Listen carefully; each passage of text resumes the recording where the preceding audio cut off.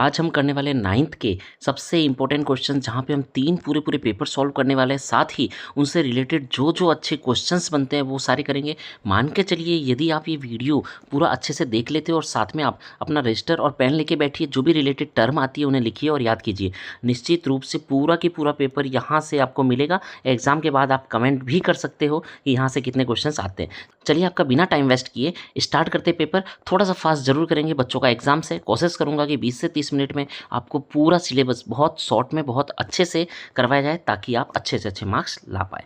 चलिए पहला क्वेश्चन लेते हैं। देखिए जो पहला क्वेश्चन है उसमें लिखा हुआ गुरुत्वीय त्वरण का मान। आपको पता होना चाहिए गुरुत्वीय त्वरण का मान क्या होता है, 9.8 मीटर पर सेकेंड स्क्वायर। ठीक है, ग्रेविटेशनल एसिलरेशन। अच्छा क्वेश्चन है, निश्चित रूप से आता है। यहाँ से आपको बता दूँ, देखिए क्या क्या चीज़ें पढ़नी है आपको देखो स्मॉल जी के बारे में बता दिया। ठीक है, स्मॉल जी हो गया। फिर अब आपको एक कैपिटल जी भी पूछेगा। ग्रेविटेशनल कांस्टेंट, गुरुत्वाकर्षण नियतांक, जो कि होगा 6.67 इंटू 10⁻⁻11 न्यूटन मीटर स्क्वायर पर केजी स्क्वायर। ये भी एक कांस्टेंट वैल्यू है, उसकी तरह ये भी इंपॉर्टेंट है, आपको याद रखना है। एक अवोगाद्रो नंबर भी याद रखे, एक आपका अवोगाद्रो नंबर भी याद रखिए, वो भी आपकी रिलेटेड टर्म है। तो इस टाइप की जो भी चीज़ें आती है मैं आपको बता देता हूँ, ताकि क्वेश्चंस रिलेटेड बने। 6.022 एंड 10⁻23। तो ये है अवोगाद्रो नंबर। तो ये तीनों नंबर टाइप की चीज़ें हैं, आपको याद रखनी है, यहाँ से क्वेश्चन बनता है। चलिए नेक्स्ट क्वेश्चन। शक्ति का मात्रक देखिए आप, शक्ति होता है P बराबर W/T। Work upon time, work को मापते हैं जूल में और टाइम को मापते हैं सेकंड में। तो जूल सेकंड, जूल पर सेकंड इसमें ऑप्शन है। अगर नहीं है तो अब देखिए, इसी को आप क्या कहते हैं, वॉट भी इसी को कहते हैं। क्या कहते हैं, वॉट। तो आपको वॉट ऑप्शन मिल गया है ना। तो गलती नहीं करनी, आपको समझ के करना अच्छे से। चलिए ये क्वेश्चन अगला बुक में नहीं है, पुराना पेपर है ना। जल का अणुसूत्र H2 होता है, आपको आता ही है। ठीक है, पावर हाउस बोलते हैं कोशिका का शक्तिग्रह। माइटोकॉन्ड्रिया का कोई दिक्कत है नहीं। देखो कार्य की गणना करनी है, तो देखिए डब्लू का फॉर्मूले सारे ही आने चाहिए। W = Fs।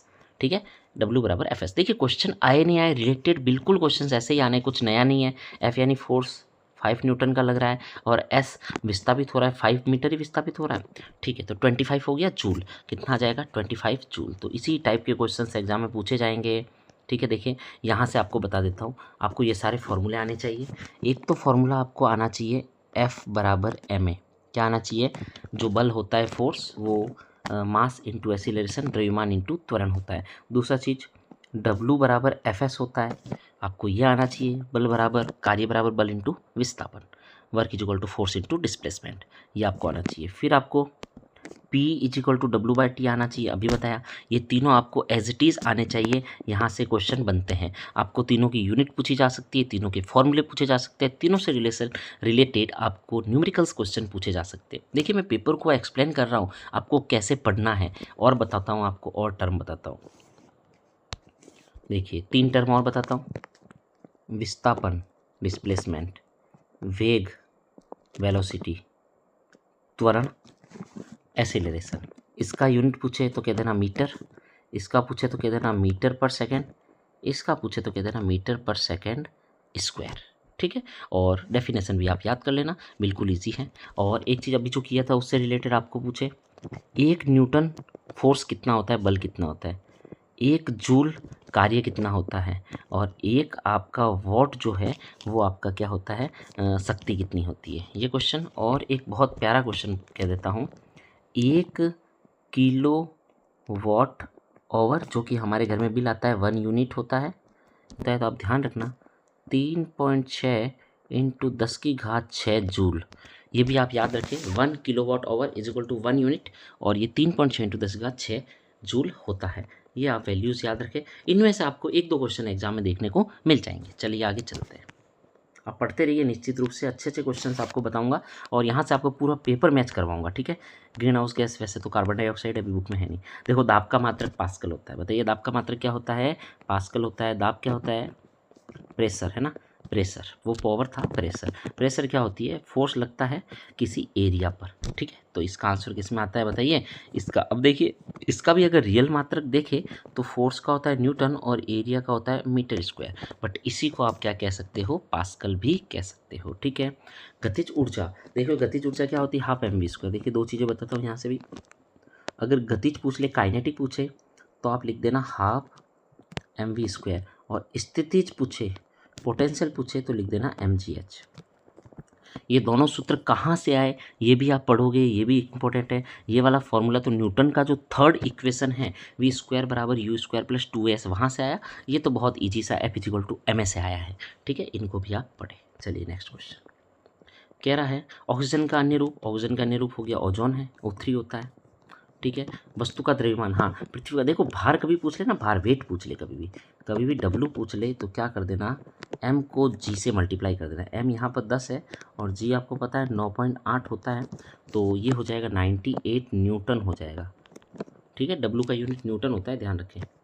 चलिए ये बताई दिया आपको। G का यूनिट तो बोलो कौन सा हो जाएगा, 6.677 है, कोई बात नहीं, 10⁻11 न्यूटन मीटर स्क्वायर पर kg² आएगा। देखिए यहाँ पे ऑप्शन में नहीं है, कहीं पर भी आपको एक जगह पर लगाना पड़ेगा, ठीक है। हाँ हो जाएगा ये, सॉरी माइनस है ना, कोई दिक्कत नहीं, पावर में माइनस आ गया तो पर लगाने की भी ज़रूरत नहीं है, ठीक है। 6.67 × 10⁻11 न्यूटन मीटर स्क्वायर, हाँ ए ऑप्शन सही है यहाँ पे, ठीक है। पर kg² वो ऊपर आ गया ना माइनस, ठीक है। मेटेलॉइड उपधातु आ जाएगा आपका जर्मेनियम आ जाएगा, ठीक है। जर्मेनियम है आपका, सिलिकॉन है, ये सारे उपधातु होते हैं। चलो अवागाद्रो नंबर देखो, अभी बताया था ऊपर। मैं कह रहा हूँ ना रिलेटेड टर्म आप याद रखें, मैं जो भी बात बताता हूँ उससे रिलेटेड क्वेश्चन पेपर में देखने को मिल जाएंगे। अभी हम 3 पेपर पूरे करेंगे, थोड़ा फास्ट स्पीड धीरे धीरे बना दूंगा, क्योंकि जो मैं बातें कर रहा हूँ वो सब रिपीट होने वाली है, वो क्वेश्चंस वापस रिपीट होने वाले हैं, तो आगे के पेपर में आपको बहुत ईजी वे में क्वेश्चन सॉल्व होते हुए दिखाई देंगे। 6.022 10⁻23 होता है, ठीक है। चलिए एल्यूमिनियम ऑक्साइड Al2O3 दिख रहा है, केंद्र की खोज। देखो यहाँ पे 2 क्वेश्चन आपको बताता हूँ। अगर पूछ ले कोशिका की या सेल की, किसकी पूछ ले भाई, कोशिका की यानी कि सेल की पूछ ले, तो आप लिख आना हुक, क्या लिख देना, रॉबर्ट हुक। और अगर उसके अंदर होता है केंद्रक, उसके अंदर क्या होता है, सेंटर होता है उसका, न्यूक्लियस होता है, अगर वो पूछ ले तो लिख देना ब्राउन, क्या लिख देना, ब्राउन लिख देना, याद रहेगा। सेल पूछ ले तो हुक लिख देना, और अगर अंदर वाला पूछ ले, न्यूक्लियस पूछ ले, तो आप ब्राउन लिख देना। ओके, ये भी दोनों क्वेश्चन आ जाएंगे, ठीक है। हाँ भाई, सबसे छोटी जो यूनिट होती है बॉडी की वो सेल होती है, कैरोलस लीनियस, ये है नहीं कोर्स में, स्टेमेटा नेचुरी है इसका आंसर, ठीक है। गति के देखो तीनों समीकरण आपको आने चाहिए, तीनों समीकरण आने चाहिए गति के, फर्स्ट सेकंड थर्ड लाइन से दिए हुए हैं। आपका इसका आंसर हो जाएगा ए ऑप्शन सही है, बी ऑप्शन सही है, v² बराबर c गलत है ना, ये गलत है, ये गलत है आपका, ये सही है, v² = u² + 2s, और ये भी सही है। तो आपको ये इक्वेशंस तीनों याद होनी चाहिए। इनमें से भी पूछ सकता है फर्स्ट इक्वेशन बताइए, तो ये फर्स्ट है, ये सेकंड इक्वेशन है, और ये थर्ड है। इसी सीक्वेंस में याद रखिए आप, यहाँ से क्वेश्चन आएगा, ये आउट ऑफ है। देखो गतिज ऊर्जा आप याद रखिए, अभी बताया था गतिज ऊर्जा जब भी पूछे काइनेटिक एनर्जी तो फॉर्मूला क्या है, हाफ mv², जहाँ m मास है, द्रव्यमान है, v वेलोसिटी है, वेग है, वैल्यू रख दीजिए, आंसर आ जाएगा।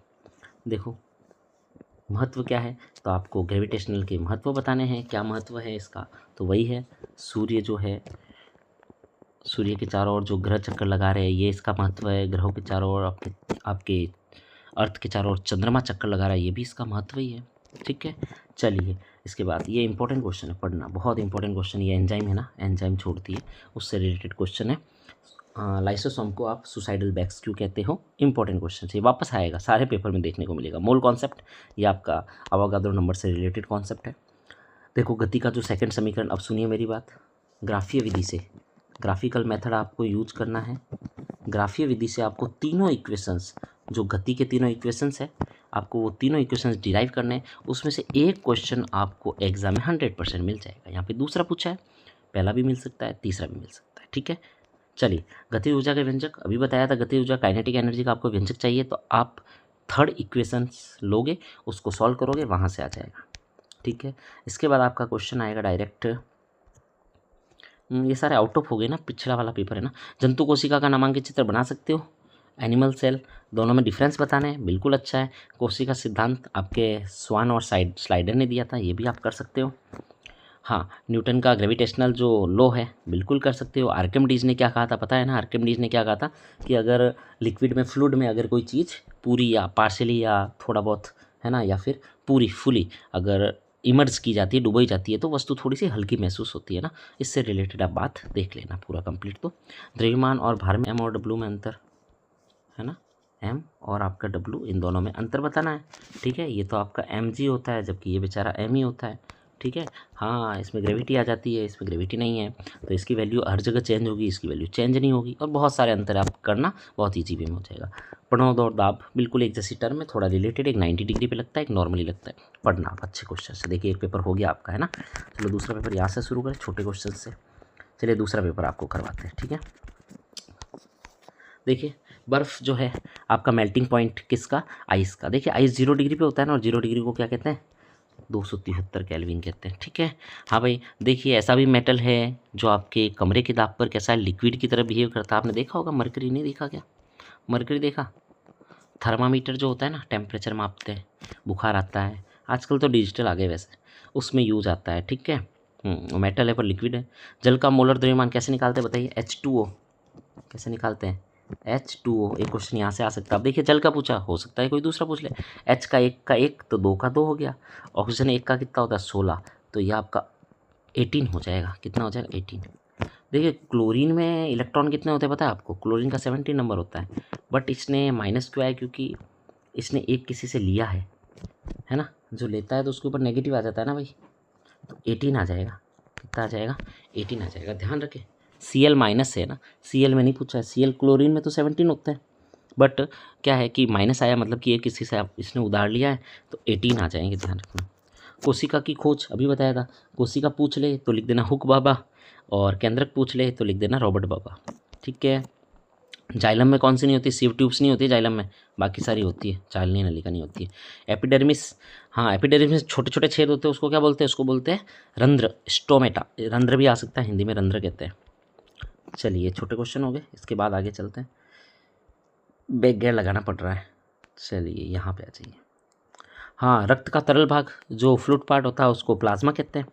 द्विनाम पद्धति चला गया, वैसे ये आउट ऑफ है, कैरोलस लीनियस है। गति के समीकरण है, तीनों ही है। क्या है गति के समीकरण, प्रथम समीकरण पूछा, देखो फर्स्ट कौन सा होगा, v बराबर u plus AT।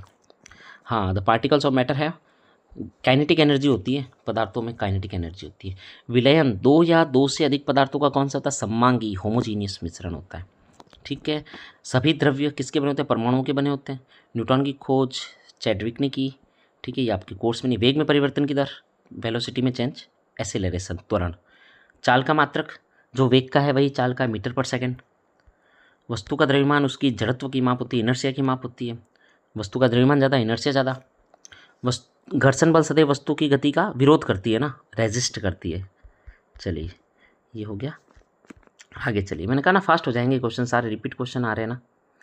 Sodium potassium लैटिनम, हाँ भाई यहाँ से क्वेश्चन वापस बता रहा हूँ, सारे लैटिनम याद कीजिए। देखो 2 दिए हुए, इसके अलावा सोना, चांदी, है ना, सोने का क्या बता सकते हो, गोल्ड का ओरम, चांदी का सिल्वर का अर्जेंटम। तो कुछ छोटे मोटे और थोड़े से याद करना। सोडियम का Na है, नेट्रियम, और पोटेशियम का कैलियम है के। याद रखें। उदासीन परमाणु क्या होते हैं, इलेक्ट्रॉन न्यूट्रॉन, इलेक्ट्रॉन और प्रोटॉन बराबर हो जाते हैं तो उदासीन हो जाते हैं, न्यूट्रल हो जाते हैं। परासरण, ओस्मोसिस के साथ आप विसरण भी पढ़ोगे, डिफ्यूज़न भी पढ़ोगे। न्यूरॉन का डायग्राम बनाना आपको बहुत अच्छा सा है, आप समझते हो, ये अच्छा वाला है ना, आपको आता भी होगा काफ़ी। ठीक है, डेंड्राइट्स होते हैं इसमें, एक्सॉन होते हैं या डेंड्राइट्स होते हैं। यहाँ पे सेल बॉडी होती है, सेल बॉडी ये वाली, ये न्यूक्लियस होता है। ठीक है, तो पढ़ना बहुत अच्छा क्वेश्चन है, आता है एग्जाम में। ठीक है, चलिए ये नहीं आपके कोर्स में। अमीबा का चित्र बना ही सकते हो, कोई दिक्कत नहीं। अमीबा भोजन कैसे लेता है, इंटैक्ट फूड, वो भी आप बना सकते हो। फॉर्मूला बनाना निश्चित रूप से यहाँ से ही क्वेश्चन आएगा। ठीक है, ये आपका क्वेश्चन आएगा, मैग्नीशियम क्लोराइड या कुछ भी आपको जो क्रॉस मेथड है वो यूज करके आपको केमिकल फार्मूलाज बनाने हैं। ये है रेडियो समस्थानिकों का अनुप्रयोग, है ना। आइसोटॉप्स, देखिए आपको आइसोटॉप किसे कहते हैं, समस्थानिक और समभारिक भी एक शब्द है, आइसोबार कहते हैं जिसको। ये दोनों आपको टॉपिक पढ़ने हैं, इससे रिलेटेड आपको एग्जाम्पल भी पढ़ने हैं। अच्छा है, क्वेश्चन आता है, वापस देखो आगे रिपीट। ठीक है, एपिडर्मिस की भूमिका है ना, स्टोमेटा के थ्रू आपकी क्या होता है, एपिडर्मिस होती है और उसके नीचे स्टोमेटा होता है, वहाँ से भोजन बनाने के लिए काम आती है। और एपिडर्मिस क्या करता है, एपिडर्मिस आपके वाटर को और एक जगह से दूसरी जगह ले जाना, बाहर से अंदर, अंदर से बाहर ले जाने का काम भी करता है। और आप पढ़िए 2-3 रोल है इसके। ठीक है, पदार्थ के कणों की विशेषता, जो भी पार्टिकल्स होते हैं उनकी क्या क्या कैरेक्टरिस्टिक्स होती है, पढ़िए बिल्कुल। ठीक है, सेल्सियस में बदलना है, डिग्री को सेल्सियस में बदलना, 273.15 का आपका खेल है। ठीक है, जोड़ना घटाना आप कर दोगे तो आपको पता चल जाएगा। टिल्डन इफेक्ट पढ़ लेना, समांगी विसमांगी, होमोजीनियस हेट्रोजीनियस मिश्रण पढ़ लेना, अच्छा क्वेश्चन है। ठीक है, हाँ कैल्शियम कार्बोनेट CaCO3, बोलो कैल्शियम कार्बोनेट का फॉर्मूला क्या होता है, CO3 कर लीजिए। कैल्शियम Ca40 हो गया, C आपका 12 हो गया, ऑक्सीजन के 3 है, 16 को 3 से करोगे तो कितना आ जाएगा 48, 40, 50, 90 और ये आपका 100 आंसर आ जाएगा। पीछे U लिखना पड़ेगा, क्या लिखना पड़ेगा, U atomic mass unit. Rutherford, अब यार रदरफोर्ड आया तो आपको पता होना चाहिए। यहाँ पे 3 क्वेश्चन है आपके सामने। सबसे पहले तो आप किसका पढ़ते हो पता है? सबसे पहले पढ़ते हो थॉमसन का, किसका, थॉमसन अंकल का, उसके बाद पढ़ते हो रदरफोर्ड का, उसके बाद पढ़ते हो बोर अंकल का। तो तीनों क्वेश्चन पढ़ने हैं अच्छे से, इन तीनों के डायग्राम्स पढ़ने हैं, ड्रॉबैक्स पढ़ने हैं, कमियां क्या रह गई, इनके सिद्धांत क्या है, इनकी थ्योरीज क्या है, यहाँ से एक क्वेश्चन आता है। और यहाँ से एक अच्छा क्वेश्चन बता देता हूँ, प्रोटॉन न्यूट्रॉन इलेक्ट्रॉन की खोज किसने की, वो आपको पढ़ना है। किसी भी कक्षक में अधिकतम इलेक्ट्रॉनों की संख्या 2n² होता है, ये भी आपको पढ़ना है। याद रखिए ये क्वेश्चन भी पूछा जा सकता है। मैं कह रहा हूँ जो वीडियो पूरा देखेगा निश्चित रूप से उसको एग्जाम में बहुत ज़्यादा फायदा होने वाला है। ठीक है, किसी भी कक्षक में, ये जो कक्षक होते हैं ना, इसमें कितने इलेक्ट्रॉन जाते हैं पता है, 2 जाते हैं, और इस वाले में 8 और इस वाले में 18। तो ये कौन से रूल से आए, 2n² रूल लगाने से आए हैं। चलिए आगे चलिए।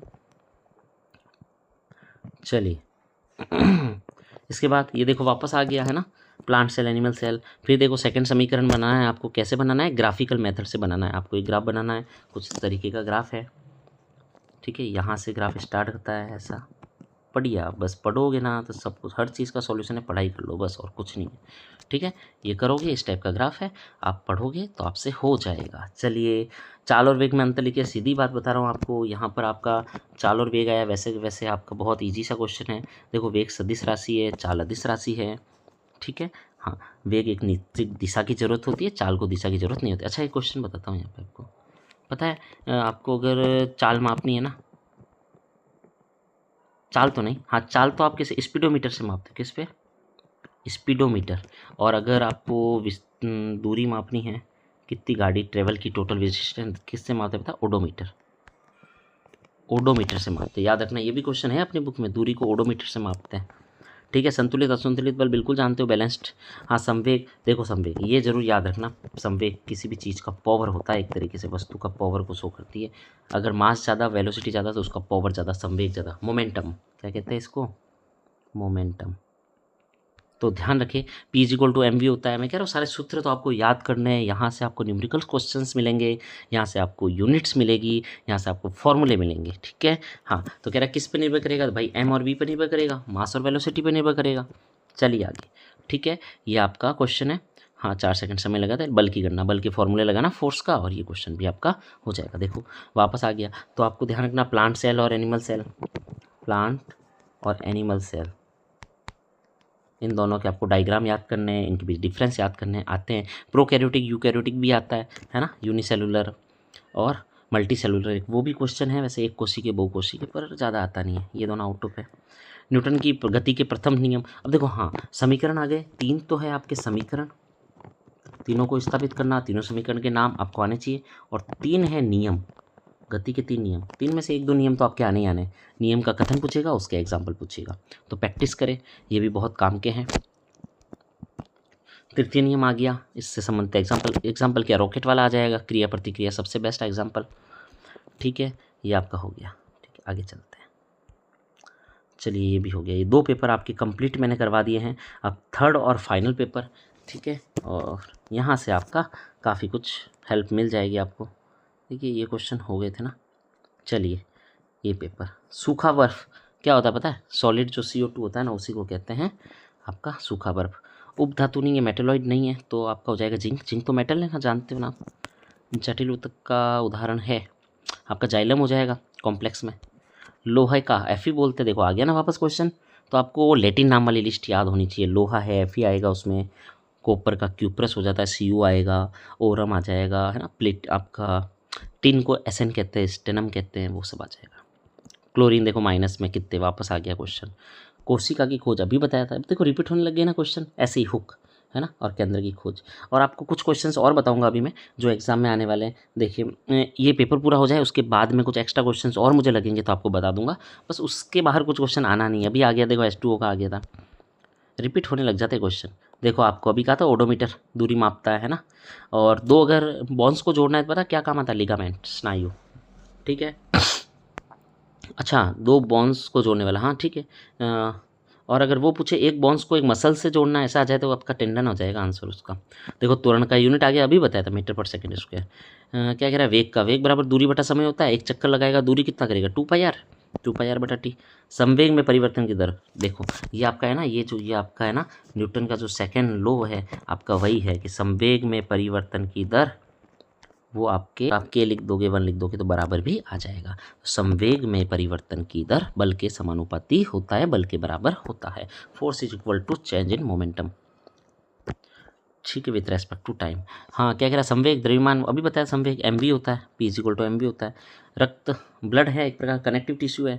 क्वथनांक यानी बॉइलिंग पॉइंट, देखो 100 डिग्री पे बॉईल होता है ना, तो 100 डिग्री में कितना हो जाएगा, 273 में 100 जोड़ दो, 373 हो जाएगा। पिताजी याद रखे, पीतल का याद रखे, कभी भी पीतल पूछे ना, पीतल में याद रखे पिताजी, ता मतलब तांबा, तांबा मतलब कॉपर, और जी यानी जिंक, जेड। तो ये आप याद रखें, ऑप्शन कौन सा हो जाएगा बताइए, कॉपर और zinc, option number A right. चलिए आगे, ठीक है। रसोई में खाना पकाने के लिए एलपीजी यूज़ करते हैं, बताइए आपको, ये हट गया वैसे। अब केंद्रन विधि है, सेंट्रीफ्यूगेशन। कोशिका का शक्ति का माइटोकॉन्ड्रिया को कहते हैं। ये बर्फ कहाँ गलता है भाई, 0 डिग्री पे, 273 हो गया। विलेन किसे कहते हैं, कर देना कोई दिक्कत नहीं, IUPAC कर देना, international union of pure and applied chemistry. Sodium और परमाणु के, सोडियम का परमाणु क्रमांक 11।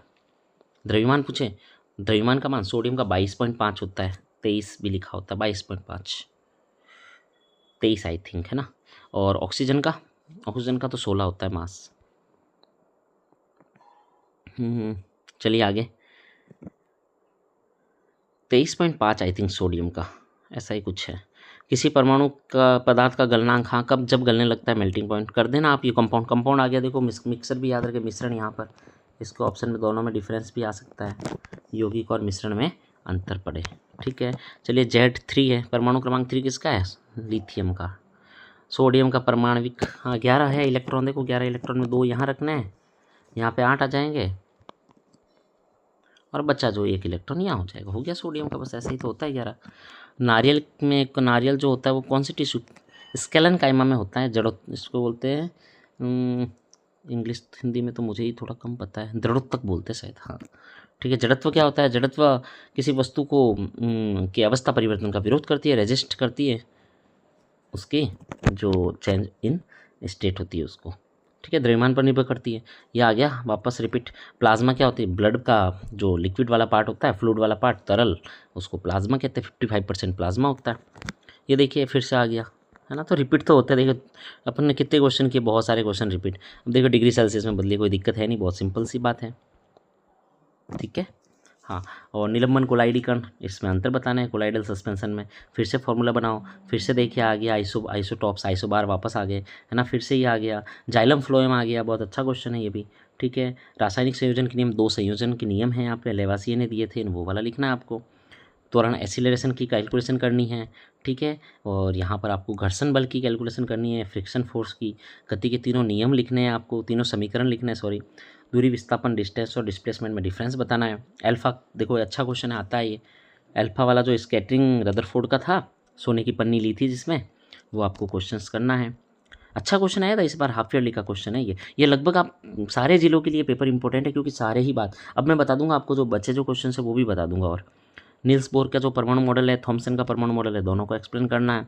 फिर आपको ये जो है रेखीय पेशी या रेखीय पेशी, इसका चित्र बनाकर, ज़्यादा आता नहीं है एग्जाम में, ये नहीं आता, मेरिस्टेमेटिक प्लान को समझाना है, ठीक है, कर सकते हैं, ईजी है, हार्ड नहीं है।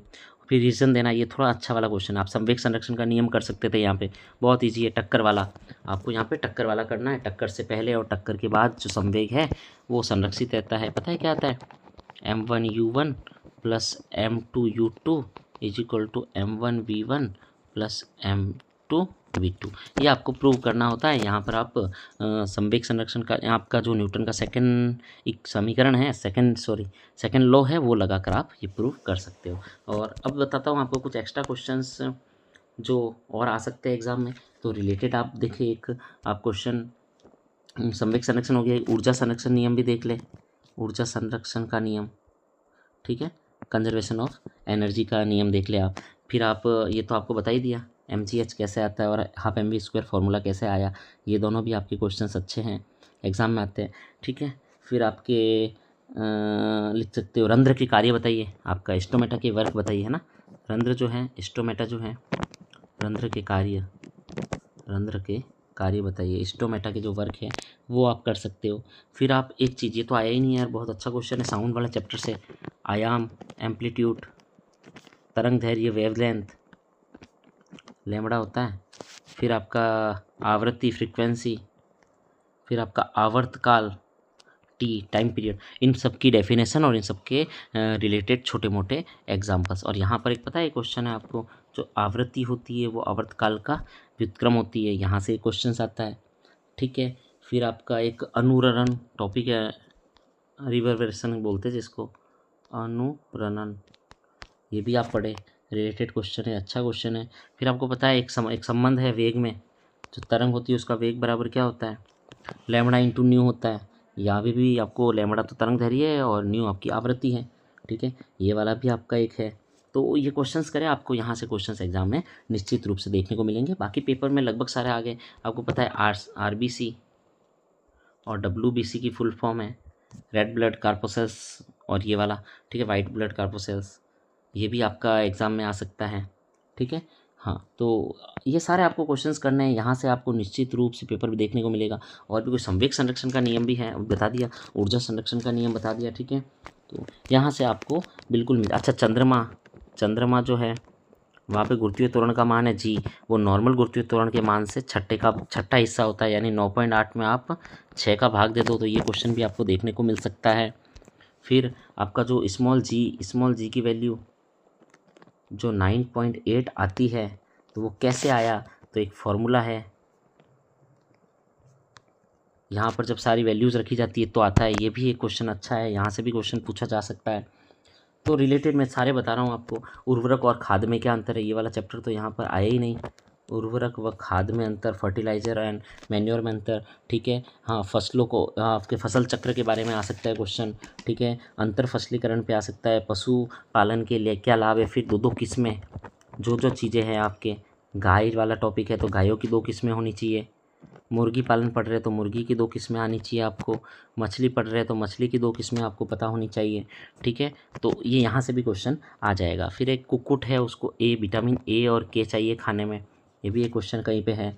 फिर आपका वृहत है, जो माइक्रो और मैक्रो न्यूट्रिशन है वो पौधों को चाहिए, तो NKP याद रख लेना, NKP नाइट्रोजन, पोटेशियम और फॉस्फोरस, ये तो चाहिए, मैक्सिमम मात्रा में चाहिए, यानी कि मैक्रो है, वृहत है, और माइक्रो चाहिए। अगर कम मात्रा में चाहिए तो कम मात्रा में तो बहुत सारी चीज़ें जो थोड़ी थोड़ी चीज़ें, मोलिब्डेनम है, लोहा, Fe है, आयरन, ठीक है, आपका जिंक है, आपका Mn आ जाएगा, मैग्नीज, और ये सब आ जाएगा। तो ये रिलेटेड। अच्छा, और आपको बता दूं पशुपालन से क्या लाभ है, ये पढ़ सकते हो। फिर आपकी श्रव्यता की परास वाले, हाँ, पराश्रव्य, ये सारे अच्छे हैं। 20 हर्ट्ज से आप 20,000 हर्ट्ज तक सुन सकते हो, श्रव्य तरंग है।